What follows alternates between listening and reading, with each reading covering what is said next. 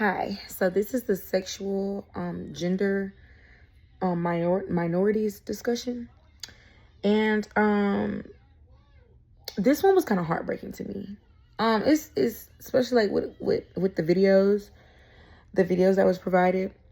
It was a little heartbreaking. So first I found we always knew how powerful words were, but they say sticks and stones may break my bones, but words will never hurt. Words do hurt. Words indeed do hurt. I don't know why people try to say like, oh, words don't hurt. They don't mean anything. They do.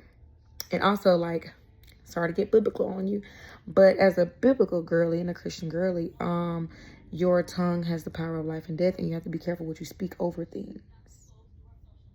So I don't know where they get that whole words don't mean anything. I don't know where they get that from. So yeah. And I also said, sometimes people say things without meaning any harm, but that does not mean that the comment still does not make someone feel some type of way or make them rethink the situation or affect them at all. Especially with this specific topic, certain things made the people of this community feel like they don't belong or that they're not accepted by their family and all that type of stuff. Like the stuff that they were talking about. People need to be careful about their comments to these people, and they're and not saying that you have to walk on eggshells around them, but let's be more mindful. And they already are facing a lot with not only accepting it within themselves, but then figuring out a way to having to explain to people why they are like this, where did it come from. 9 times out of 10 they probably don't even know. They probably just feel that way, or they just have to overly explain why they are the way they are, but nobody is asking other people to explain why they are the way they are. So it's like, why are we asking explanation from them? They like, oh well, get over it.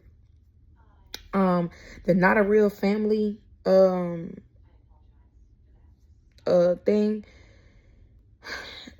As a parent, okay, I have a son and a daughter. Okay.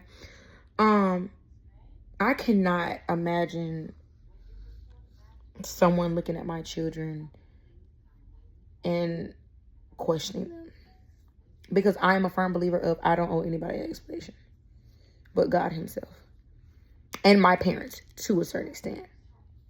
I owe nobody an explanation. So I cannot imagine reading that,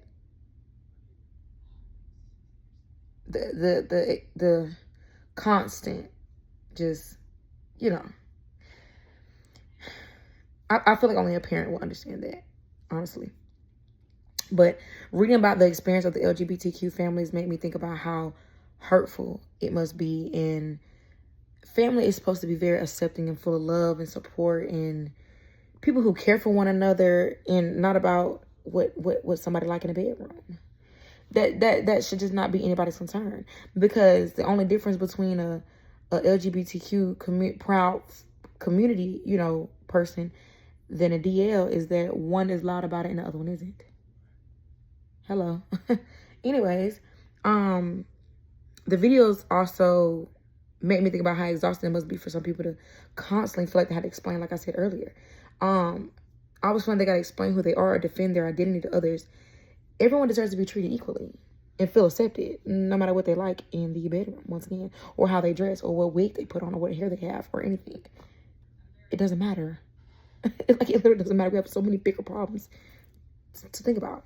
But my question is, why do you think some people still struggle to accept family structures or identity that are different from their own? And what can we do as a society to become more understanding and accepting of those differences?